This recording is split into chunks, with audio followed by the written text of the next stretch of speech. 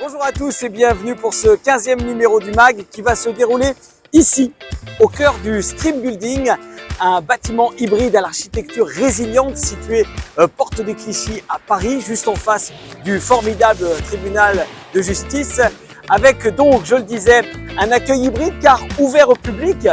Il y a un hôtel, il y a des commerces dans cet immeuble, avec notamment des façades qui sont traitées différemment en fonction de leur orientation. La façade sud, par exemple, est recouverte de houblon qui est récolté puis brassé ici même en sous-sol. Alors, OVH s'est donc installé ici il y a 6 mois et on va pouvoir avoir un retour d'expérience avec Grégory Blom, qui est Real Estate Manager chez OVH Cloud, qui nous accorde une grande interview, qui va nous faire découvrir cet immeuble avec, par exemple, sur la toiture, des panneaux photovoltaïques qui couvrent une partie des besoins énergétiques de la structure. Vous avez aussi un potager en rooftop. On va découvrir tout ça ensemble avec, en ligne de mire, les objectifs RSE d'OVH Cloud, car vous l'avez compris, c'est le thème principal de ce 15e numéro, la RSE en 2024. Où en sommes-nous? Quels sont les derniers enjeux, les dernières réglementations qui sont imposées au DET, au FME? Alors, pour répondre à ces questions, nous aurons 2 experts avec nous.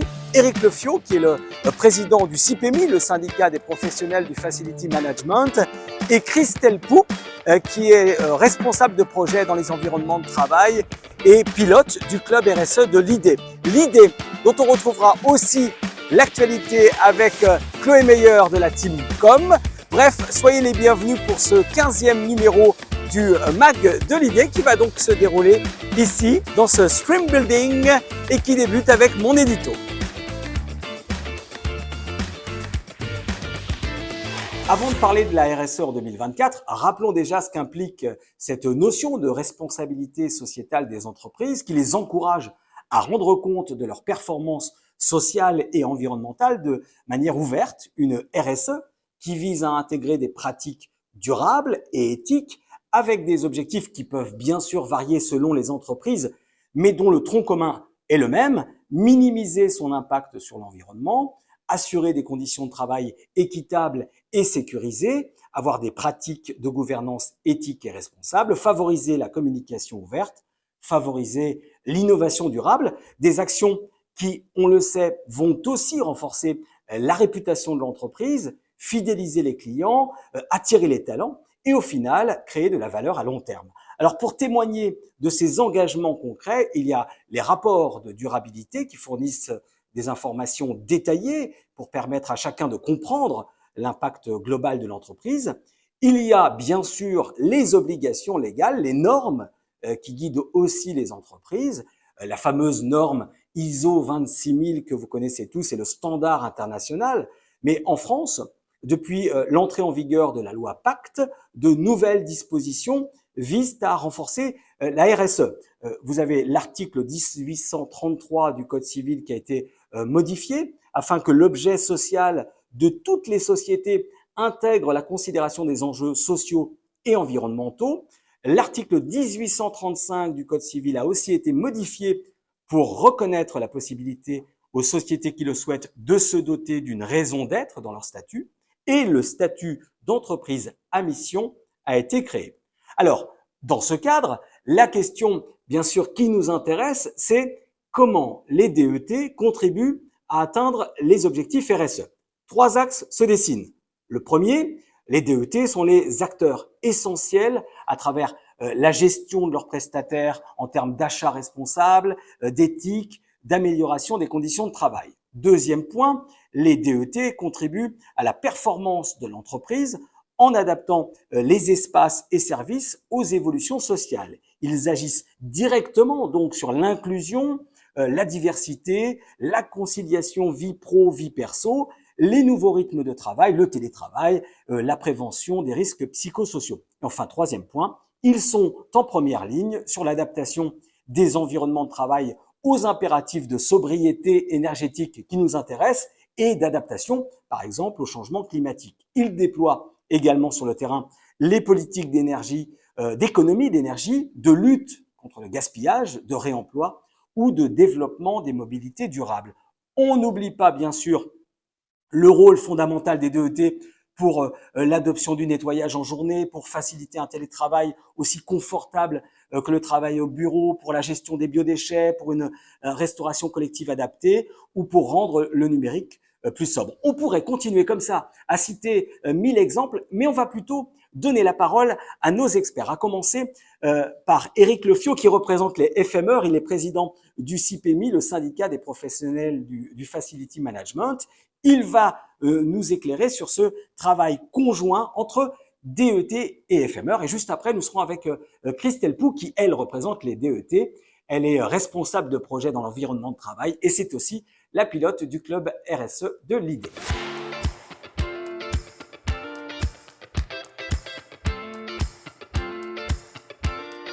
Bonjour Eric, merci de nous recevoir donc dans les bureaux du CIPEMI, le syndicat des professionnels du Facility Management. Comment le CIPEMI aide les FMR à atteindre ou dépasser ces objectifs de RSE?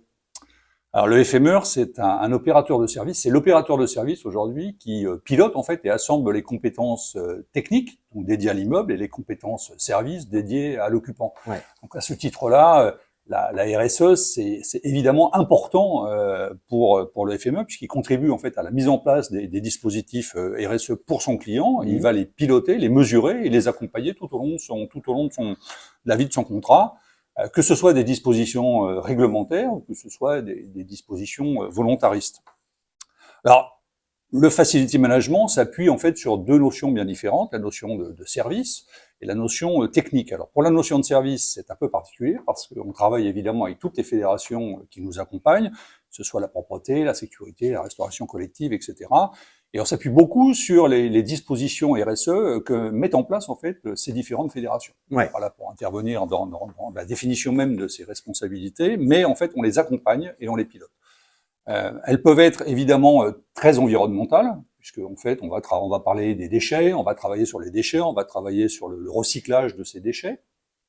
On peut travailler aussi sur les produits green pour la propreté, on va réfléchir à la biophilie pour les espaces verts, comment accompagner l'optimisation des tontes et plus avoir forcément des espaces très nets mais qui peuvent s'exprimer librement. Ouais.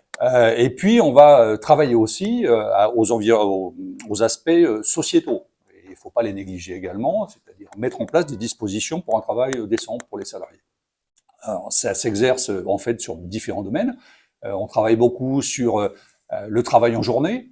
C'est une nouvelle disposition qu'a mis en place, qu'a décidé le gouvernement, ouais. C'est une très bonne chose, parce qu'en fait, pour la Fédération de la propreté, ça va être très important d'avoir des salariés qui travaillent en journée. Vous encouragez ça faire ce choix pour les entreprises est quelque chose que vous motivez. Bien sûr, tout à fait, ça nous paraît tout à fait important. On travaille aussi sur la polycompétence, c'est un sujet qui tient à cœur au CIPEMI, puisque pour nous, on considère que la polycompétence, c'est l'évolution en fait de la capacité des collaborateurs à évoluer sur des métiers nouveaux, et partant de là, une meilleure rémunération, des contrats de travail qui sont mieux remplis, et plus des contrats de travail ponctuels. Le troisième sujet pour nous, qui est important en matière sociétale, c'est aussi la rémunération. Et je rappelle que l'inflation a quand même terriblement impacté nos prix, et que les prix en fait des métiers de service, c'est du salaire. Puisqu'en fait c'est de la main-d'œuvre, voilà, pour l'essentiel. Donc pour nous c'est très important de respecter les indications d'évolution de l'inflation. Ouais. Il y a la partie technique, tu disais Eric, il y a la partie service. Ouais. Comment vous conciliez les deux? Qu'est-ce que vous priorisez? Il y a une échelle de valeur ou tout est au même niveau? Alors il n'y a pas d'échelle de valeur en fait parce que tous les éléments de la responsabilité concernent en fait le client directement. Donc en fait on intervient sur la partie service, mais on intervient aussi sur la partie technique. Alors, la partie technique c'est un peu plus compliqué parce que aussi bien les métiers de service sont assemblés dans des fédérations qui sont parfaitement identifiées, sur la technique c'est un peu plus compliqué, puisqu'on a effectivement des frigoristes, on a des électriciens, on a des chauffagistes, etc., des plombiers, et que toutes ces fédérations en fait travaillent sur des sujets individuels, et que notre travail à nous de FMR, c'est d'assembler en fait toutes ces prestations. À ce titre-là, on intervient sur 3 périodes bien définies en fait. Période à court terme. On a mis en place au CIPEMI en partenariat avec nos partenaires de l'immobilier la fiche EcoWatt, qui a été mise en place fin 2022 et qui permet en fait, dans les périodes de pointe, de mener des actions qui sont partagées et concertées en fait entre le propriétaire, les occupants et l'exploitant. C'est une charte que vous avez éditée, que vous avez transmise Ça. à la fois aux FMR pour que eux-mêmes transmettent le message à leurs clients. C'est ça. Elle est partagée en fait entre les clients, les occupants évidemment par l'intermédiaire des propriétaires, et puis les exploitants. Donc, elles servent en fait à définir les solutions d'optimisation dans les périodes de pointe. Ça, ce sont les solutions très court terme. Les solutions à moyen terme, c'est l'optimisation de la maintenance et l'optimisation en fait du fonctionnement de la maintenance pour obtenir à la fois une performance de confort, mais aussi une économie de coût, une efficacité énergétique, si je puis dire. Et puis, les solutions à plus long terme, on va travailler sur les contrats de performance énergétique qui vont définir en fait à long terme. Je rappelle qu'il y a comme des objectifs par le décret tertiaire et par le décret BAX, des objectifs en fait à 2050, mais aussi à plus court terme, des objectifs de réduction importante de l'énergie. Et une des solutions que l'on porte dans les contrats de facility management, c'est le contrat de performance énergétique. Vous avez d'ailleurs édité, je crois, un guide pour respecter ce décret tertiaire. Tout à fait. Alors, on a des guides en fait. On a un guide qui permet de préciser en fait les obligations du décret tertiaire et les solutions qu'on peut y apporter. On a travaillé aussi sur le décret BAX, puisque les solutions GTB et autres vont contribuer à améliorer aussi la performance énergétique. Et puis, on travaille aussi sur la préconisation des CPE, des contrats de performance, puisqu'on a rédigé aussi des contrats, des aides à la performance énergétique, y compris sur les contrats de chauffe en exploitation. Revenons au service, parce que ça, c'est hyper important aussi, c'est au cœur du métier. On est de vous de vos préconisations aussi PMI et pour les FMR. Alors, pour nous, on distingue en fait l'efficacité de la sobriété. L'efficacité, c'est nous, c'est-à-dire qu'en fait, ce qu'on attend de nous, c'est d'être efficace. C'est notre domaine. Par contre, ce qu'on souhaite partager avec tout le monde, c'est la sobriété, puisque la sobriété concerne tous les citoyens. Donc, à ce titre, on a rédigé en fin 2022 un document qui est le guide des bonnes pratiques utilisateurs et qui permet effectivement d'éclairer les occupants, que ce soit les salariés, que ce soit des locataires, sur les actes et les actions à mener en fait en matière de sobriété énergétique. Voilà. Donc, si on rajoute en fait, si on compulse en fait les actions qui sont proposées par les métiers de service, par ce qu'on propose en matière d'énergie et par les actions occupants, je pense qu'on arrive à une action collaborative en fait, qui est l'objectif même de la RSE. Est-ce que la partie énergétique est le point le plus important pour les FMR? Alors, pour nous, c'est un élément important parce qu'il impacte très fort en matière d'économie. C'est-à-dire qu'il y a d'abord une forte contrainte réglementaire, hein, puisque le décret tertiaire impose des objectifs qui sont quand même relativement rigoureux, sur lesquels il va falloir se tenir. Et en fait, ce que l'on se dit, c'est que les économies qui seront générées par l'énergie, et on voit bien que depuis la crise énergétique liée aux tensions internationales, le coût est devenu de plus en plus important. Donc c'est certain que pour nous, en fait, toutes les actions qu'on mènera en matière énergétique auront des répercussions pour peut-être un meilleur service à l'occupant après. Un mot sur le point numérique, la sobriété numérique. L'Alliance immobilière pour la convergence numérique, c'est quoi? Alors, c'est un regroupement en fait des professionnels de l'immobilier qui s'est constitué il y a maintenant un an et demi et qui amorce une réflexion vaste en fait sur de l'interopérabilité de données. C'est-à-dire qu'on va plus travailler en silo, mais l'objectif que l'on s'est donné entre property, asset manager, foncière, promoteur et autres, et facility manager, c'est de travailler ensemble à échanger des données sur lesquelles on s'est parfaitement entendu, tant sur la définition que sur les sources que l'on va échanger.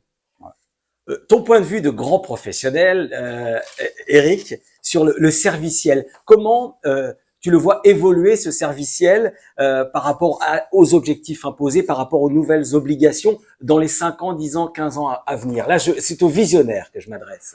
Visionnaire, alors c'est difficile de dire quelle est la vision de ce que sera le service dans 5 ans. Je pense que si on avait imaginé 5 ans passés ce qu'on aurait aujourd'hui, on n'aurait pas parlé du Covid, on n'aurait pas parlé du télétravail, et donc il y a plein de sujets qu'on n'aurait absolument pas évoqués aujourd'hui et qu'on vit maintenant. Donc j'ai beaucoup de mal à dire. Ce que je pense, c'est que probablement demain, il faudra davantage de polyvalence dans nos métiers. Je pense que on est vraiment assembleur de métiers, mais on devient assembleur de compétences. Donc il va falloir à la fois qu'on assemble ces compétences et qu'on élargisse aussi le champ de ces compétences. Je pense que ce que les clients attendent de nous, c'est qu'on propose de plus en plus de solutions et qu'on soit en fait à même de les piloter, de les assembler. Ça rejoint les hashtags du CIPEMI, multitechnique, multiservice. Oui, alors multitechnique, multiservice sans doute, mais demain, il faudra sans doute élargir la palette. Merci beaucoup Eric.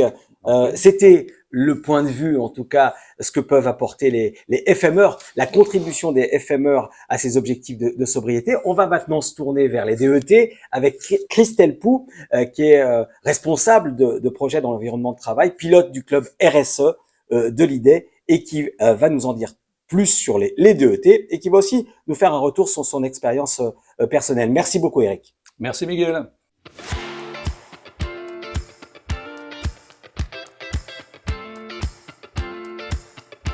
Nous sommes donc avec Christelle Pou, responsable de projet dans l'environnement de travail et qui pilote le club RSE de l'IDE. Bonjour Christelle. Bonjour. Avant, de parler de RSE proprement dite, votre expérience personnelle, vous avez une grande expérience. Comment a évolué le métier de DET ces dernières années? Alors, je dirais que ces 10-12 dernières années, le métier a énormément évolué, a énormément muté parce que, effectivement, j'ai commencé comme Facility Manager. Et donc aujourd'hui, on a évolué sur des métiers beaucoup plus globaux. C'est-à-dire qu'au départ, c'était des activités très soft, hard, donc des activités très limitées. Aujourd'hui, le DET doit en fait couvrir d'énormes métiers, d'énormes expertises. Plus transversal en fait. Beaucoup transversal, donc couvrir des métiers d'achat, des métiers de service, des métiers, couvrir aussi les activités de l'immobilier, les activités techniques. Des activités effectivement de mise en exploitation et puis bien entendu tout ça recoupe aussi un challenge, c'est d'apporter effectivement à ces environnements de travail des enjeux qui sont économiques, qui sont sociétaux et environnementaux. Vos dernières missions par exemple, qu'est-ce qu'on vous a demandé qu'on vous demandait pas avant? Alors peut-être de par mon expérience qui était moindre, c'est vrai qu'au départ c'était plus du métier de terrain.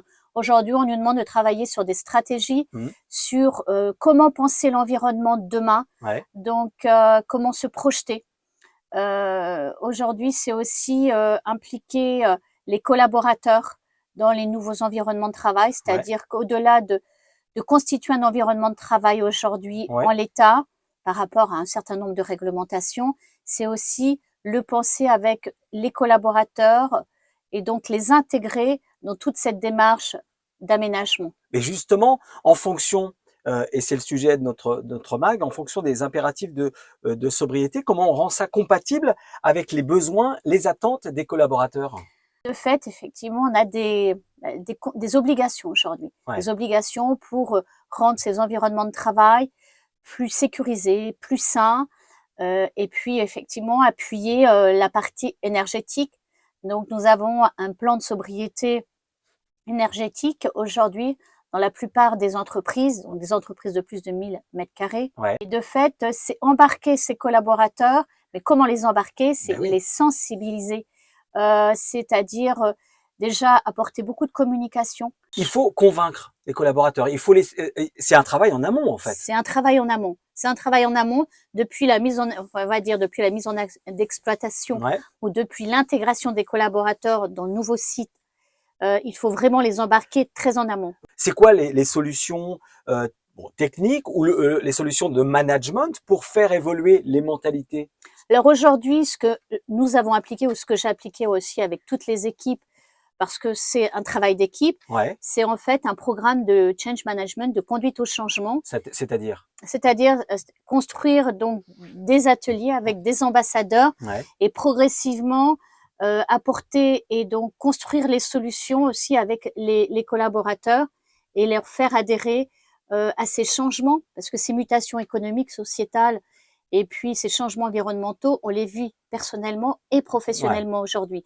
Donc c'est faire ce lien avec ses collaborateurs et qu'ils nous aident aussi à rendre leur quotidien plus facile. J'ai l'impression qu'il y a de plus en plus d'humains dans le travail des DET.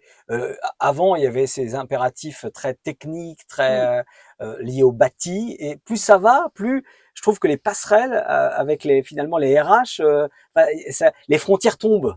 Est-ce que vous êtes d'accord avec ça? Alors je dirais oui, dans la mesure où aujourd'hui, pour on va dire mettre en place un nouveau bâtiment, rendre de la vie dans un nouveau bâtiment, on travaille en étroite collaboration avec la DRH. Et effectivement, c'est important parce qu'on a besoin de rendre de la vie, du social. On a effectivement tout ce qu'on appelle QVCT, la qualité de vie et des conditions au travail qui sont importantes et qui sont très souvent drivées par la DRH.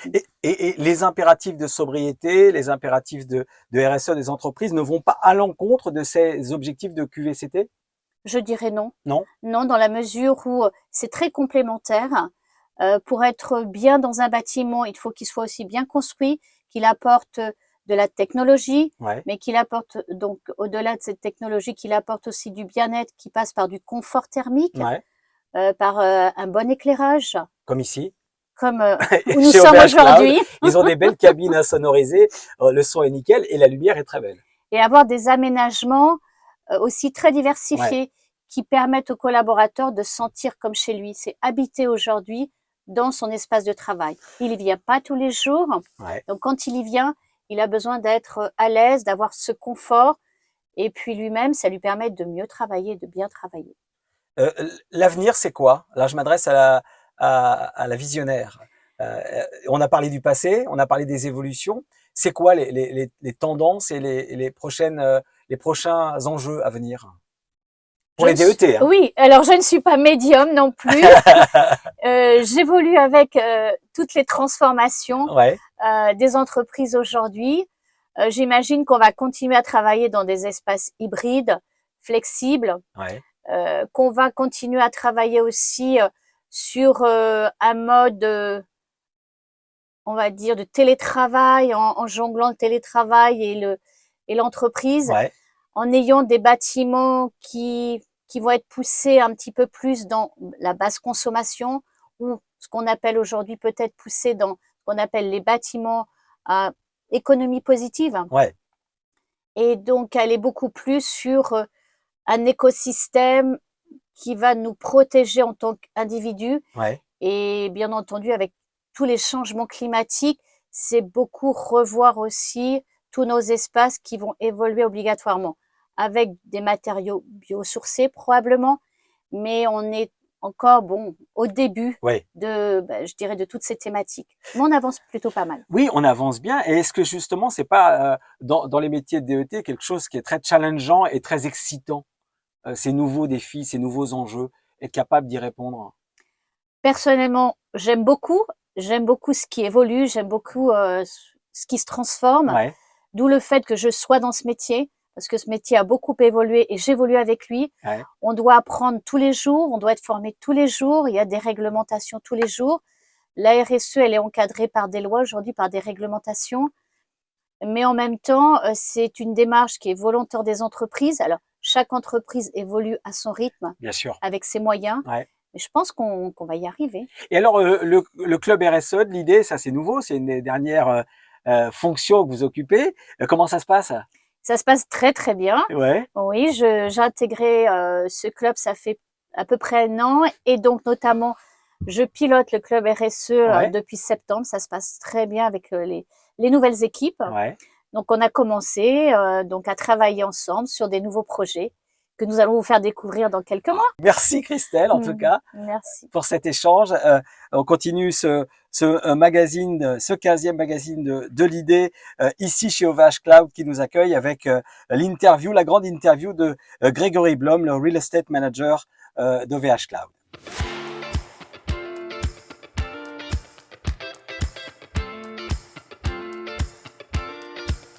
Grégory, merci de nous recevoir. Bonjour. Bonjour. Enfin, rebonjour. On s'est vu tout à l'heure à l'accueil de cet immeuble superbe, le Stream Building. J'aimerais qu'on revienne justement au commencement. OVH Cloud est présent sur 8 sites en France. Et donc, ce dernier site, pour quelles raisons vous avez choisi ce bâtiment? Tout à fait. Il faut remonter quelques années en arrière. Au moment de la crise Covid, où on a dû faire le choix de changer ou de rester dans l'ancien site. On a la chance d'être une entreprise en croissance. Et pour accueillir tous nos collègues parisiens, on a fait le choix de pouvoir s'agrandir sur ce nouveau site parisien. Alors pourquoi ici? Pourquoi ce site? Parce que la localisation restait idéale sur Paris Intramuros, pas loin de notre ancien site. Et c'est un bâtiment qui permettait aussi d'avoir beaucoup de services, que ce soit dans le bâtiment ou autour du bâtiment. Évidemment, c'est un bâtiment avec les derniers labels environnementaux, ce qui nous tient à cœur. Ce qui nous tient à cœur aussi dans ce MAG, dans la thématique que nous avons choisie aujourd'hui. Il y a combien de personnes d'OVH Cloud qui sont sur ce site? Il y a 400 personnes affectées au site. Alors, après 6 mois d'utilisation de ces locaux, quels sont les premiers retours de ces collaborateurs sur la prise de possession de leur nouveau bureau? On a un retour assez positif, voire positif des collaborateurs. Le premier retour, c'est les espaces, le fait que les espaces soient collaboratifs et aussi qui permet les échanges entre les collaborateurs. Ouais. Et aussi la meilleure lumière qu'offre le bâtiment. Alors la lumière aujourd'hui, il fait très gris et pourtant ça reste lumineux, c'est vrai, hein, parce que là on a le temps typiquement parisien avec cette grisaille qu'on connaît bien et pourtant effectivement avec beaucoup d'ouverture sur l'extérieur, on a une bonne luminosité. Tu parlais, Grégory, de la localisation, ça a été aussi un point important, hein, ça dans le choix, l'accessibilité et le fait de rester en ville. Tout à fait. Déjà rester en ville, forcément, et c'est ce qu'on essaye de faire sur tous nos sites. Ouais. Justement, je reviens à pourquoi et au commencement, c'était au moment du Covid. Ouais. Et à ce moment-là, on s'est aperçu que beaucoup de collaborateurs vivaient en périphérie des villes et que pour aller au bureau, il fallait prendre les transports en commun, donc être à proximité des gares ou des stations de métro comme ici. On a 2 stations, 2 lignes qui arrivent ici, la 13, la 14, pour les franciliens qui connaissent bien. Au niveau de la structure même du bâtiment, est-ce que il y a eu des changements par rapport aux autres sites et si oui, lesquels? Par rapport à l'enjeu télétravail, on a mis beaucoup plus d'espaces collaboratifs. Donc ce que j'entends par espace collaboratif, c'est évidemment des salles de réunion, mais ça on les avait avant. Mais c'est aussi des espaces projets pour que les gens puissent travailler par projet, puisque quand ils viennent au bureau, ils viennent pas ils viennent aussi pour se concentrer, mais surtout pour voir les autres, pour travailler ensemble. Et les espaces type cafette, place du village, qui permet de se rencontrer en dehors de ces moments de travail et de projet. Ce sont les espaces les plus appréciés, ces espaces justement d'échange, de partage. Oui. La cafette, on la voit en image, très conviviale, très cosy. Et le but était justement de regrouper et de faire qu'une seule cafette, c'est-à-dire que les gens, à leur moment de pause, ils vont à un seul endroit. Et encore une fois, là, ça permet de se regrouper, de se retrouver sur des personnes qu'on voit pas forcément. J'ai vu dans la cafette un petit panneau qui me parle de Top AG. Qu'est-ce que c'est? Alors Top AG, c'est un des partenaires, des personnes qui occupent le site, en plus de l'hôtel et des restaurants. C'est l'association qui s'occupe des potagers sur le rooftop. Donc en terrasse, nous avons un potager où ils font pousser des légumes et des herbes aromatiques. Et il y a un partenariat avec nous et on peut utiliser, ou en tout cas, ils viennent nous donner leurs produits, leur production locale. Ils les offrent aux collaborateurs? Oui. Chacun peut se servir et repartir avec son petit poireau? Oui, évidemment, selon les stocks. Et j'ai vu aussi donc ce que je disais en introduction, qu'il y a le houblon qui est récolté et brassé en sous-sol. Est-ce que les collaborateurs ont déjà testé la brasserie? Oui, on a déjà testé la brasserie. Alors je dis on parce que moi aussi, le jour de l'inauguration, j'ai pu la tester. Et oui, les collaborateurs auront accès après à quelques bouteilles brassées avec le houblon très local du coup, puisque le houblon du bâtiment est brassé dans les sous-sols. Tout à fait. Bon, elle est comment cette bière? Elle est pas mal. Avec modération, hein. Avec modération. Il y a aussi cet aspect horizontalité du bâtiment. Avant, on était dans un bâtiment assez vertical. Donc on ne voyait pas les collègues des autres étages. Là, le fait d'aller d'un bâtiment, d'un bout à l'autre du bâtiment, ça permet de croiser les équipes. Et donc, encore une fois, de coacher l'objectif rassemblement et collaboration. Donc là, un des premiers enseignements, c'est que il vaut mieux investir des immeubles horizontaux dans leur configuration que des immeubles verticaux pour faciliter les échanges. C'est ce que je comprends. Au niveau faciliter les échanges, oui. Alors après, évidemment, tous les immeubles ne cochent pas toutes les cases. Là, on a la chance qu'ils cochent toutes les cases. Donc oui, on essaye maintenant dans les futurs bâtiments d'avoir des bâtiments horizontaux. Il y a une meilleure circulation aussi, c'est plus facile? Oui, tout à fait. Oui, une meilleure circulation. Même si l'escalier c'est toujours bon pour pour le sport. Ouais. Pour croiser les gens, c'est mieux. Oui, Il est bien l'escalier. oui, il est très bien. Ouais. Ça change des escaliers de secours très sombres. Non, il a les centrales là. Oui, oui, justement, ça change Ouais. de ces escaliers un petit peu sombres, escaliers de secours. Là, pour aller d'un étage à un autre, on préfère prendre l'escalier plutôt que l'ascenseur. Ouais. Et ça se voit, hein, vous êtes fit. Hein. Merci. On vient à notre sujet. Grégory, parmi les motivations de votre installation ici, il y avait, on l'a dit, cette structure qui vise l'économie de matière, qui donc a pour objectif de réduire l'empreinte carbone. Qu'est-ce que vous avez mis, vous, chez OVH Cloud, comme mesure en place au quotidien, justement, pour répondre à ces enjeux de sobriété énergétique? Alors déjà, ce qu'OVH a mis en place au niveau du groupe et sur l'activité industrielle qui est beaucoup plus importante que l'activité tertiaire. Ouais. Enfin, quand je dis beaucoup plus importante, c'est au niveau de la consommation énergétique et tout cet enjeu. Ouais. Ça, depuis le début, depuis la construction d'OVH, c'est dans notre ADN. C'est refroidir nos serveurs avec le water cooling, ce qui permet de réduire fortement la consommation d'électricité et la consommation d'eau, puisqu'on est sur un circuit fermé. Ouais. On réutilise aussi nos serveurs sur 3 vies, en tout cas nos serveurs et les pièces, les composants électroniques, Ouais. en fonction de nos gammes évidemment. Et depuis peu, on demande à nos fournisseurs aussi de réduire les déchets. On fait un gros travail avec eux pour qu'ils réduisent les déchets. Donc ça, c'est au niveau du groupe. Ouais. Et nous, au niveau tertiaire, enfin au niveau immobilier tertiaire, ce qu'on fait et ce qu'on a fait donc sur ce bâtiment, c'est réutiliser tout le mobilier. On attend, voilà, c'est pas parce qu'on déménage de site que on réachète tout le mobilier, on le réutilise.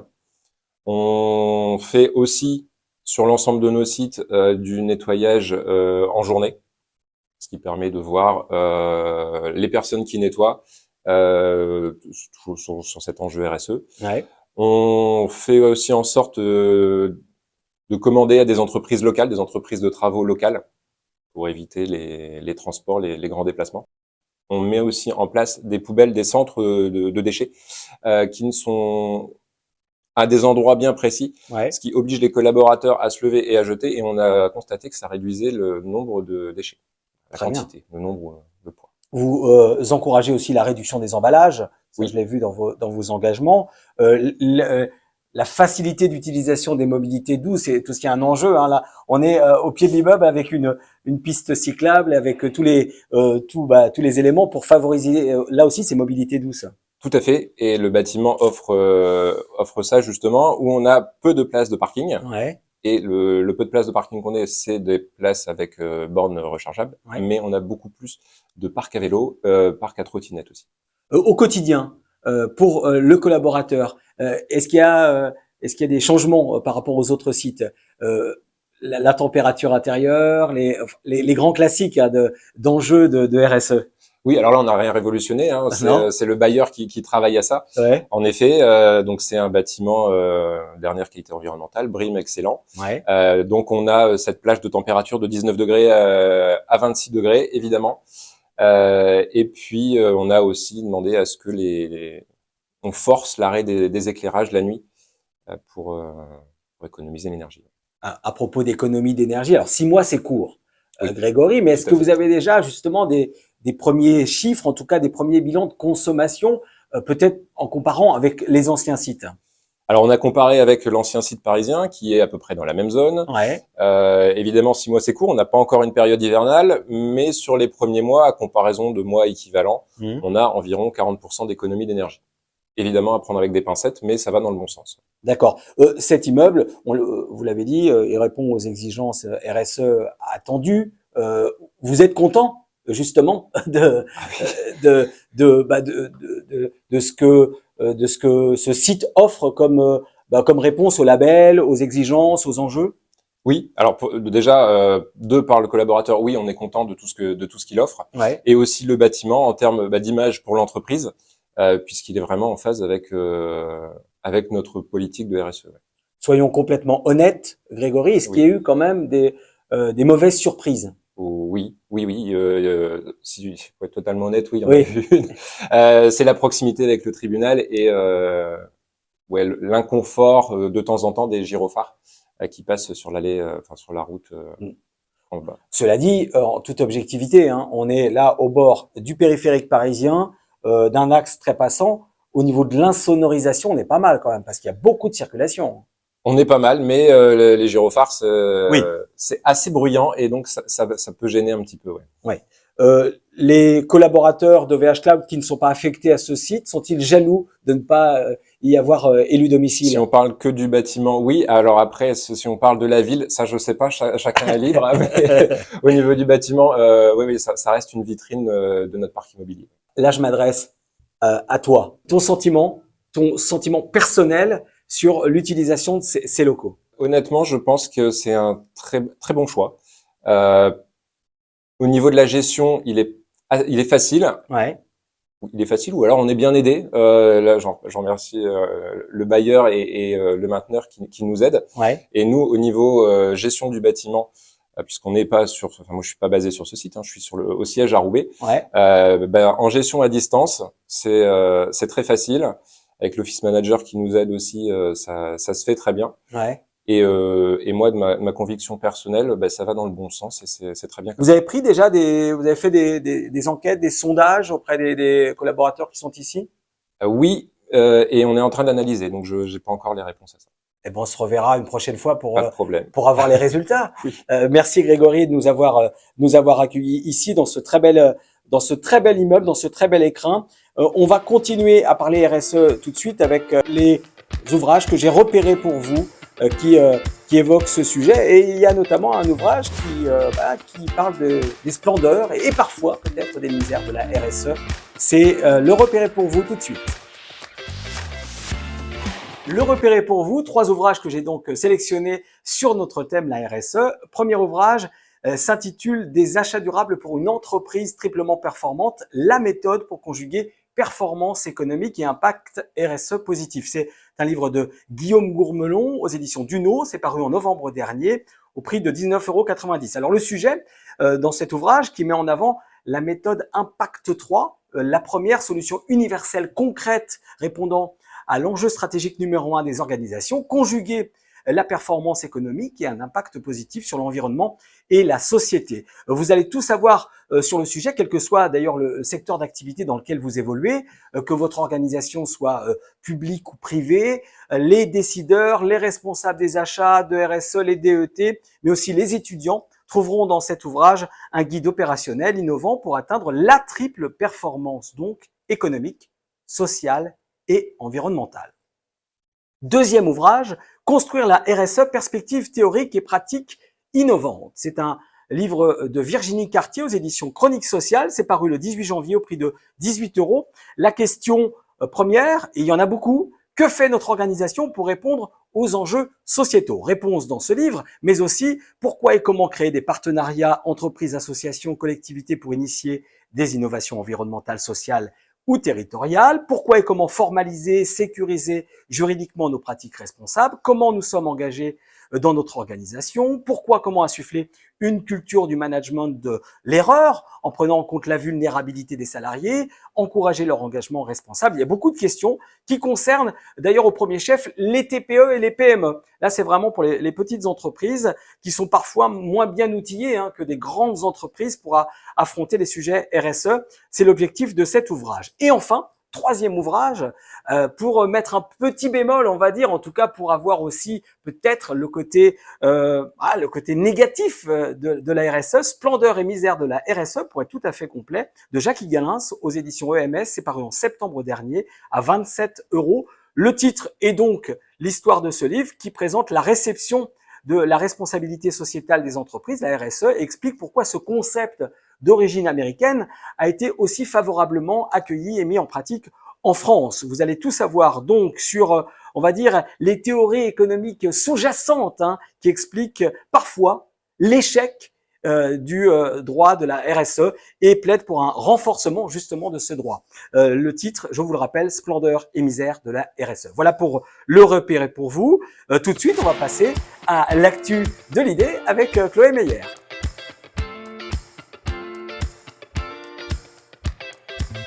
L'actualité de l'idée avec Chloé. Bonjour Chloé. Bonjour Miguel. Ça va? Ça va et toi? Super. Alors, dis-nous tout. On commence par quelle région? On commence par la délégation Hauts-de-France Ouais. qui nous accueille pour sa première matinale de l'année le jeudi 21 mars à partir de 8h30. Très bien. Ce sera un thème sur les services IT et environnement de travail. Mhm. Quel niveau d'interaction pour une pleine réussite des projets d'aménagement? Très bien. C'est un événement en présentiel chez Knarps dans la ville de Lausanne. Parfait. On salue nos camarades des Hauts-de-France. Ensuite, on part où? On part dans la délégation Grand Est Très bien. pour une table ronde le mardi 19 mars à partir de 10h30 Ouais. sur le thème de la maîtrise de la qualité de l'air en intérieur. Parfait. On salue On nos sera camarades. accueillis dans la magnifique Villa Knop, donc n'hésitez pas à vous inscrire dès maintenant. Avec grand plaisir. Tous les événements de l'idée sont disponibles sur le site internet, sur l'agenda. Ouais. N'hésitez pas à contacter le pôle communication pour vous inscrire. Voilà, vous envoyez un petit message à Chloé. Voilà, tout à fait. Et enfin, dernière actualité, mais pas des moindres, Ouais. du 26 au 28 mars, l'idée sera présente sur le Workspace Expo. Et le CETA, puis avec Miguel, hein, Mais bien évidemment. sûr, je serai là. L'IDA organise 5 conférences sur des sujets divers et d'actualité Ouais. qui seront animées par Miguel, avec des intervenants experts sur leur sujet. Exactement. On est en train de préparer tout ça. On a 5 belles conférences qui vont avoir lieu sur les 3 jours. On parlera diversité, on parlera télétravail et santé, on parlera sobriété énergétique comme aujourd'hui. On a des thèmes très intéressants. Et en salle perspective. C'est ça. On a aussi le club sécurité qui va se réunir le 26 mars Ouais, en salle Agora. Donc on vous attend à partir de 14h15. c'est ça. N'hésitez pas à vous rendre également sur l'agenda pour voir les différents horaires, les Ouais. différentes thématiques. Ouais. Et enfin, le 27 mars, l'IDA organise son assemblée ordinaire et extraordinaire. Donc on vous attend nombreux pour cette journée, Ouais. qui sera aussi suivie d'un cocktail sur notre stand N34 027. Bien. Donc venez nombreux et on vous attend pendant ces 3 jours.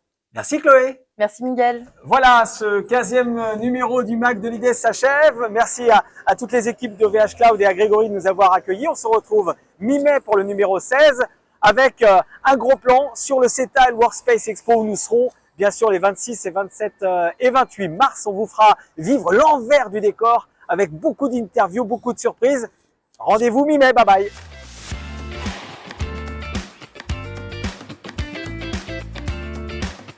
Le repérer pour vous, donc 3 ouvrages que j'ai sélectionnés sur notre thème aujourd'hui. Et puis, on travaille également sur... Allez, donnez-nous un petit quelque chose, un petit teaser. Pas trop, Non. mais ça va être intéressant. Oh là là, Christelle ne veut pas spoiler. Et ça se voit, vous êtes fit. Hein. On vient à notre sujet. C'est un événement en présentiel chez Knarps dans la ville de Lausanne. On recommence. Ouais. Allez, on recommence tout Attends. depuis le début. Knarps. Knarps.